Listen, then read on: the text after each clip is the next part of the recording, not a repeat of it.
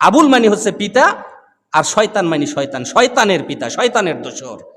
এই শয়তান, এই নাফারমান, সে আল্লাহকে নিয়ে বিদ্রুপ করছে। এমন এমন কথা বলছে যে কথাগুলো আমাদের জবান থেকে বলা এটা শোভনীয় নয়। আপনারা দেখে নেবেন কি বলছে।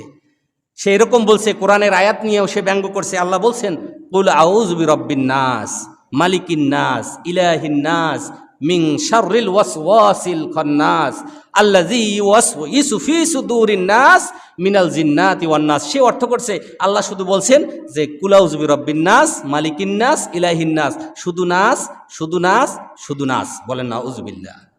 আল্লাহকে নাচতে বলছে? এমনও বলছে যে ফিসুদুরিন নাস, দড়ি নিয়ে নাকি লাফাইতে বলছে। নাউযুবিল্লাহ। কত বড় গাদ্দার, কত বড় অশিক্ষিত, কত বড় মূর্খ। অথচ আল্লাহ বলছেন কি, ও নবী আপনি বলুন, কুল আউযু বিরাব্বিন নাস। ও নবী আপনি বলে দেন, আমি সেই রবের কাছে আশ্রয় চাই যিনি সমগ্র মানব জাতির যিনি রব, যিনি সমগ্র মানুষের রব, মানুষের সৃষ্টিকর্তা, মানুষের পালনকর্তা। আমি সেই রবের কাছে আশ্রয় চাই। তার মানে আমি খারাপিয়াত থেকে আমার রবের কাছে আমি আশ্রয় চাই।